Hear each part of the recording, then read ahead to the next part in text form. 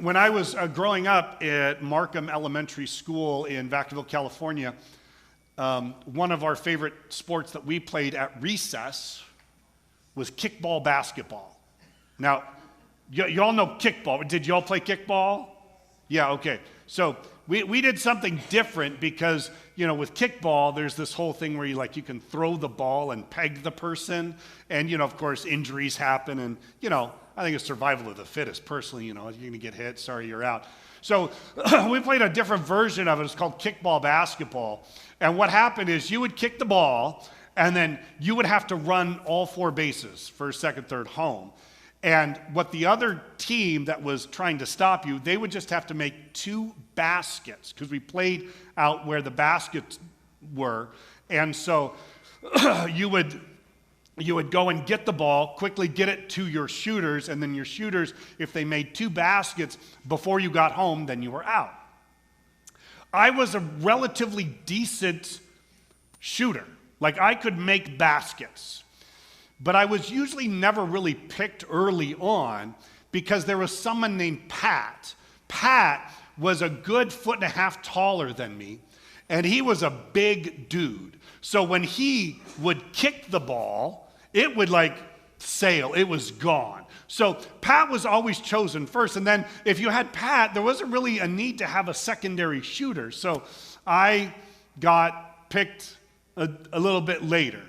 But it was always interesting watching as the lines are being drawn of what the teams are, and then you measure them up and you wonder who's going to win. You always want to be on the winning team.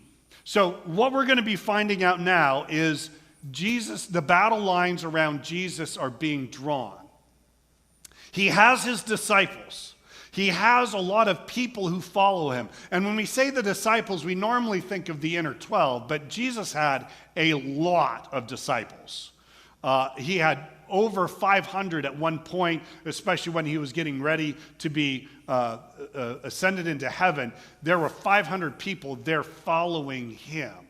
So he had a bunch of people following, but the 12 is what we think about. But against him is a lot of other people. We've got the religious folk, the Pharisees, they don't like him. The Sadducees, they don't like him. The Romans, they hate him. And what happens is you get this weird coalition of people because the Pharisees didn't like the Sadducees, and both of those groups didn't like the Romans. But they all banded together because they had one common enemy. That enemy, Jesus Christ. So this is how the battle lines end up getting drawn in John 18. And we get to talk a lot about our good friend Peter. We love Peter. Ready, fire, aim. That's Peter. As someone said, he has foot and mouth disease. Or someone said that his mouth is shoe size because he's always putting his foot in. We get to see Peter do two things that are really kind of strange back to back, and which is why I included a little bit later thing that really should go with the rest of the chapter, but I pulled it into this one. So Jesus is either he's left the upper room or he's left the temple area, and they're heading out to a place of prayer. We know it's Jesus and 11. There is a 12th disciple, but he's not with Jesus. He's chosen a side, and as we all know, it was the wrong side. John 18, when he had finished praying, those were these past 2 chapters, Jesus talking, teaching, and then also praying. Jesus left with his disciples and crossed the Kidron Valley. On the other side, there was an olive grove, and he and his disciples went into it. And what is interesting is, again, John is filling in a lot of information that we don't get from Matthew, Mark, and Luke. So we're not going to get Jesus praying and the disciples falling asleep. Those stories are found elsewhere. John fills in some other gaps, and we're super grateful that he does. He goes right into the concept, or right into Judas showing up. Now, Judas, who betrayed him, knew the place because Jesus often met there with his disciples. So this was one of Jesus' favorite hangouts. And so they needed to find a way to get to Jesus without the crowds. The problem is every time they went to go do something against Jesus, there was always a big group of people around. And so if they tried to arrest him at that point, there would have been a gigantic revolt. And people might have done some really drastic things against the government at that point. So this is why other Gospels talk about how Judas said, I can get you to Jesus privately. So the disciples are all there with Jesus. He's praying in the garden. He is really struggling, overwhelmed to the point of death. The disciples are falling asleep, and I don't blame them. They're falling asleep not because they're lazy. They're falling asleep not because they just got back from a 2-week trip to Italy. They're falling asleep because they are overwhelmed with grief. They know Jesus is about to die, and they are struggling. They are crying. And anyone who has gone through grief knows how much that takes out of you. It's nighttime. There's not a lot of natural light. We don't know if the moon was shining, but there's no other lights that are around. Jesus is there with his disciples. It's quiet. He's been praying. And then all of a sudden the silence is broken because there's this clamoring that's happening. There's noise that's taking place. They look over, they see some lights coming through. There's torches. And all of a sudden, the disciples find themselves surrounded by a very hostile crowd. We can't get over how terrifying this must have been for the disciples. Jesus, not surprised, not concerned, not anxious, not wondering, how are we going to get out of this one? Jesus knows everything that's about to happen. So now the battle lines are drawn, and there is Judas. Verse 3, so Judas came to the grove, guiding a detachment of soldiers and some officials from the chief priests and Pharisees. They were carrying torches, lanterns, and weapons. So it's not just that these are very powerful people, but these are also very powerful people with weapons to attack you. Now, we don't know fully the extent of the weaponry that the disciples have, but we do find out really soon that one of them is, in fact, packing. We have one guy, Peter, we know has a sword. The rest of them, we don't really think they have anything. And again, what is the job of most of these people of Jesus? They're mostly fishermen. So are they sword wielders?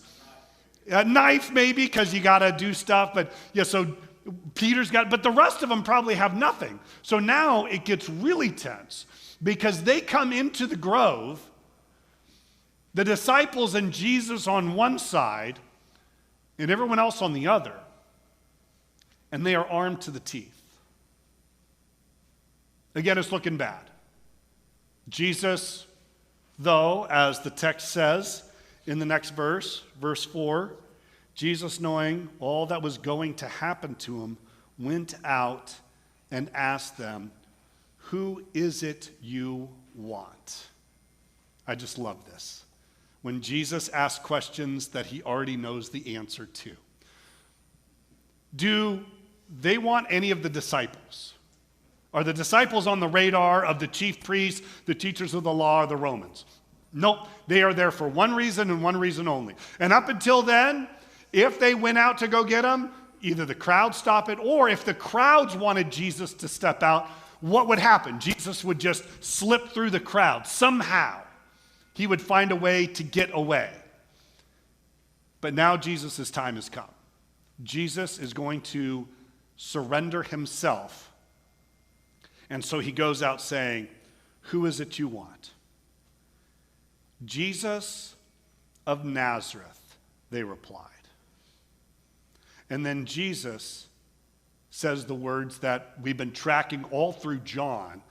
In English, they put the phrase, "I am he," but as we've heard, whenever he says I am, he is using the designation of Yahweh. I am who I am. So he is once again claiming I am God. And what's really crazy is what happens next. We miss this, and I really wish I could see a recreation of this. This is one of those, when I get to heaven, I'm going to be like, hey, can I put on some VR glasses, and I want to watch how this whole thing takes place. So, I am he, Jesus said, and and Judas the traitor was standing there with him. And I love it they call him Judas the traitor because, there was another Judas in the disciples. And I'm sure he was always like, hey, no, I'm Judas the other dude. There's Judas the traitor, and I'm Judas the follower. I'm Judas the good person, right? Yeah, Judas not from Iscariot. Yes, exactly. So Judas, he's there. But verse 6, when Jesus said, I am he, they drew back and fell to the ground. Again, I want to see was it his voice? Was it like Boomer from Sky High? Only a few people get that reference. Huh, that's crazy. You got that reference, Joshua? Okay. You got that, Jacob? Good, yeah. It's the rest of you, he was a superhero, and he had a booming voice. He was called Boomer, and so he would boom, and then it'd be this sound wave would hit, and all these people would get knocked out. That's what I think, but I don't know. Or, again, Jesus is just now maybe flexing, and the power of God goes out from him, and it causes people to step back, and then a bunch of people to fall to the ground. I don't understand what happens next. Let's say you're one of the Sadducees, or maybe you're one of the chief priest's bodyguard. You came out, we're like, okay, we're going to get this guy. His name is Jesus. We're hopefully going to find him. We got Judas. He's going to lead us there. He's going to give him a kiss. We're going to know exactly who he is. And so they get there and like, okay, which one of you would be Jesus? And all of a sudden this dude speaks and it causes you to fall over. How many of you would at that point go, I might be on the wrong side of these things? We have all the weapons. This dude talks and we fall over. Which is why this next thing just doesn't make any sense. Verse 7, again he asked them, who is it you want? I'd be like, yeah, I don't know. We're here for Jesus, but I think maybe we just got to cut our losses and leave. But they do it again. We are here for Jesus. No one seems to switch sides, at least as best we can tell. Which is why it's crazy when people in the face of overwhelming evidence or in your own circumstantial evidence, knowing the power of God and knowing who he is, would still wish to oppose Jesus. And there's one thing to say, like these people that just experienced the power of God. I think some of them might even say, I think this dude actually might be who he says he is. But it doesn't change their heart, and it doesn't change their actions. I just saw this on Facebook, and it kind of shook me a little bit. Does the devil believe in Jesus? Yeah. What's the difference between him and us? We can believe in Jesus and not follow him. That would be the same as what the devil does. That's what I'm sure a lot of these people, they've just now witnessed what Jesus can do, and they're still not going to follow him. They're still going to oppose him. The lines have been drawn. Jesus is essentially giving an invitation. Which side do you want to be on? No one switches. So I think for us, as we think about who Jesus is, being reminded of his power, I just invite you can switch teams. It's okay. It's okay to follow. Jesus actually gives this invitation. So anyway, they ask him again, who is it that you want? And they said, and they probably paused, wondering, are we going to get knocked over once again? Jesus of Nazareth. Like, didn't Jesus just say that he was Jesus of Nazareth? And they're like, yeah, we're still looking for you. We still want you. So Jesus says, I tell you that I am he. If you are looking for me, then let these men go. And this happened so the words he had spoken would be fulfilled. I have not lost one of those you gave me. I was reading that over and over again, and it's very interesting that a lot of people just don't seem to focus on those phrases, on that phrase, I've not lost you. I think many a times we mistakenly allow our feelings and our emotions to come to the conclusion that maybe Jesus isn't really watching over us anymore. We get overwhelmed with the fact that there are billions of people on this planet, and there are galaxies all throughout the universe. And would Jesus ever really care about me and my situation? And Jesus makes it very clear, I will never lose you. He's not going to be looking around going, man, I can't believe, where'd Mark go? He's strayed, he's somewhere, I wish I could, well, you know what? Too bad for him. We sometimes feel that way. Sometimes we don't even know that we're lost. When I was a kid, I don't remember all the details on this story, but when I was a kid, we were out camping somewhere, and I was getting bored, and you know how kids are. Like, Heather and I, we were literally at the Sistine Chapel, right? We're literally looking up and seeing like some of the most incredible works of art known to mankind. And while we're standing there, Heather getting yelled at because she was taking pictures, and apparently you're not allowed to take pictures in the Sistine Chapel. The Italian authorities... Yeah, they're yelling at you. So there was a bunch of teenagers that were really super sly. They just kind of had it down here, and they had it in reverse, pointing up, and they were just taking pictures. Heather's saying, well, we're standing there, and all of a sudden, we hear, did you hear it, or was it just me? It was just me. I hear a teenage boy. I'm bored, Dad. And I'm like, I'm looking around, and the dad says something to the effect of, you are at the Sistine Chapel, one of the greatest places ever. How can you be bored? This is stupid.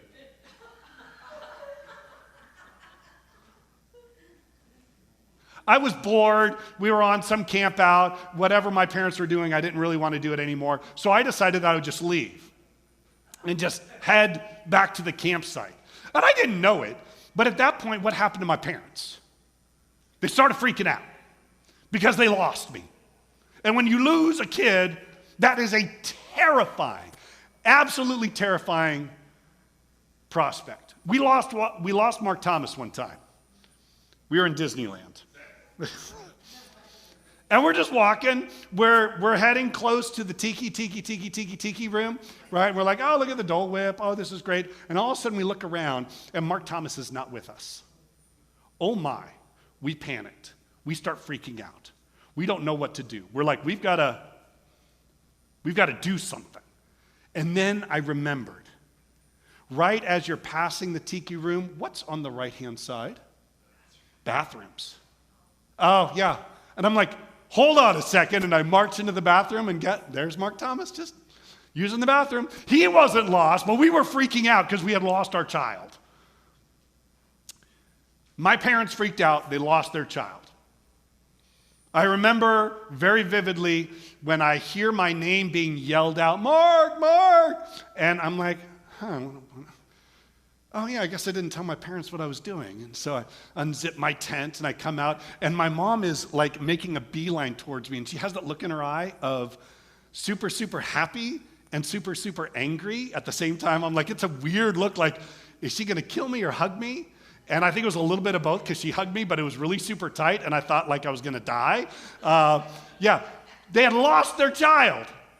Jesus will never lose you. He cannot lose you. If you are his, he will not lose you. He never had Judas Iscariot, sadly. Judas had seen all the miracles. He had been under the teaching of Jesus. But he was a lot like the entity that ultimately took him over, Satan. And he didn't want to follow him. So if you are ever thinking to yourself that God does not care, just go back to, this is one of the most precious verses. I just kept reading that over and over again. I have not lost one of those you gave me. If you are a part of the kingdom of God, you are not lost, ever. What a wonderful thing. Well, this is not enough for good old Peter, because then Simon Peter, who had a sword, great. Who gave the fisherman the sword? Like, who gave the ADHD kid? Like, he's a little squirrely, he's a little wild. And what does he do? Simon Peter, who had a sword, drew it and struck the high priest's servant, cutting off his right ear. The servant's name was Malchus. Okay, so first of all, did Peter wield the sword correctly? Was Peter aiming for the servant of the high priest's ear? Probably not, right? Man, I'm going to take this dude's head off. No, all you got was the ear. I'm sorry, you missed. He probably wasn't even aiming for the high. Who was he trying to probably get? One of the priests, maybe one of the Roman soldiers.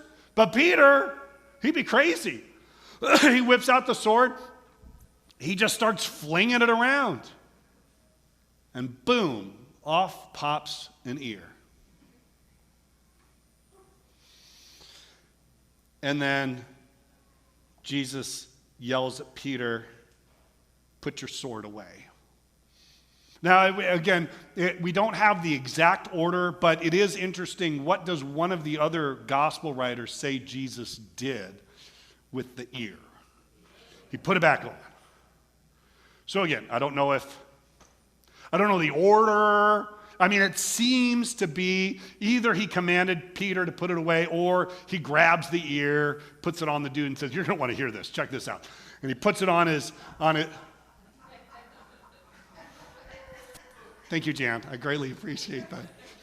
Want to hear this? This is good stuff. I live with this one. Right, yeah. Sorry, you got Mike with you. Yeah. So, which is also an interesting thing, because we often don't realize this.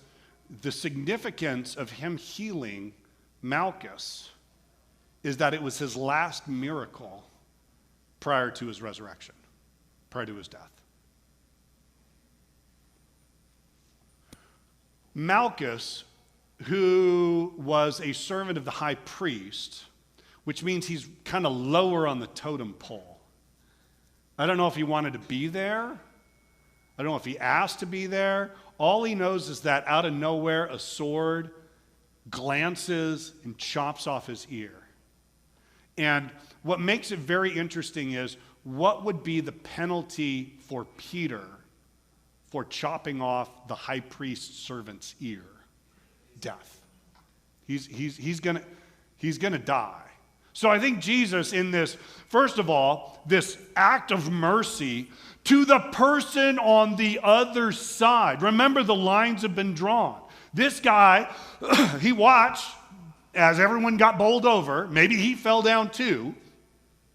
And then one of his disciples whacks off an ear, and then the guy who you are there to arrest heals you. Wouldn't that be amazing? I know that a lot of people have been hurt by Christians.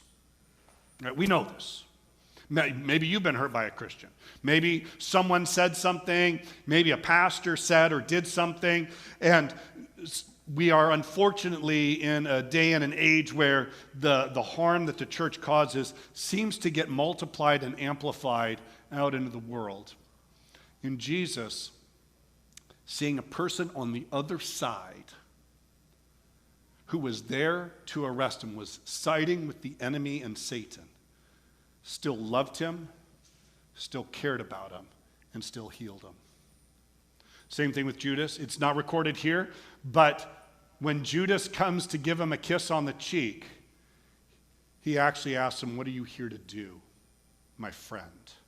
He's still reaching out. If you are someone who has either been hurt by the church, or you have hurt other people in the church, or maybe you don't know what's going on, or you just don't care what's going on, Jesus is still wanting to reach out and say, "I love you, and I'm still going, even though the battle lines are drawn and you're on the other side, I still care for you. I want you on my side." I don't know what happened to Malchus. We're thankful that John actually records his name, otherwise he'd be the dude that got his ear chopped off. I wonder if Malchus changed. I wonder if he went home and it's like, "Honey, you are not going to believe what happened to me today. Had my ear chopped off. And there was this dude, and he spoke, and we all were overwhelmed by God's power." And then he picked up this blob of blood and flesh and put it back on my head. And he healed me. I wonder if he changed. I hope he did. So Jesus again, "Put your sword away. Shall I not drink the cup the Father has given to me?" He is going to suffer. He is going to die. The time has come. There is no stopping this. Now, I want to get this next thing because of what happens with Jesus, and you'll see the headings. He's taken to Annas, and then you're going to see through verse 18, Peter's first denial. I just wanted to cover this because I find it interesting. So then the detachment of soldiers with its commander and the Jewish officials arrested Jesus. They bound him and brought him first to Annas, who was the father-in-law of Caiaphas, the high priest. Annas and Caiaphas was the high priest, but Annas was like the dude still in charge and still having lots of power. Caiaphas was the one who advised the Jews that it would be good if one man died for the people. So it's this very interesting prophecy where he says, "Look, we're having all this unrest. Wouldn't it be better for one man to die than for a lot of people to die?" And lo and behold, isn't that what happened in the gospel? Wasn't that what happened with Jesus? Jesus died so you didn't have to. Jesus died a painful, horrible death, being separated from the Father so that you would never have to be. It's interesting. So then Peter and another disciple were following Jesus. So the arrest happens. We know that most of the disciples scatter. But Peter and another disciple, who was the other disciple? Do you happen to know? John, yeah, he always just says, "and another disciple." He's referring to himself. That's why we have some of these eyewitness accounts. And of course, John and Peter, a little bit later on, there's going to be a foot race to the tomb, right? Someone's going to outrun the other and record it. John and Peter have a little bit of a rivalry. I love it. So Simon Peter and another disciple were following Jesus. Because this disciple was known to the high priest, he went with Jesus into the high priest's courtyard. And again, I wonder if Peter's listening. It's like, why are you pointing this out, man? Okay, you got special access. You got to go in. But anyway, Peter had to wait outside at the door. The other disciple who was known to the high priest came back, spoke to the girl on duty there, and brought Peter in. So the arrest has happened. Disciples scatter. Peter and John follow afterwards. Jesus is being transported back and forth, and ultimately, John, knowing the high priest can get in and cannot get Peter in until a little bit later, and then he brings Peter in. Verse 17, "You are not one of his disciples, are you?" the girl at the door asked Peter. Just moments ago, earlier that evening, he whipped out a sword and was ready to battle. It was against all odds. He, probably the only one with the sword, against the entire group and detachment of soldiers who were all armed to the teeth. And he was ready with his sword to die for Jesus. And he was going to do all these great things. And then some servant girl says, were you with him? And what does he do? Nope. How quickly, right? So I know some of you, you feel a lot like Peter. Sometimes you are, that's it. This world will not stop me. I will pull out my sword and fight for God no matter what. And of course, you wonder if Jesus, as Peter's wielding his sword, Jesus is like, oh my gosh, right? Because we feel like we need to fight for God. And then we realize God's a little more powerful than us and probably can handle things, but then we get one little bit of pushback, and what do? We fold like a cheap lawn chair. I don't know who you're talking about. Crazy. Peter's movements. I am not. It was cold, and the servants and officials stood around a fire they had made to keep warm. It's a special kind of fire. Yeah, charcoal fire.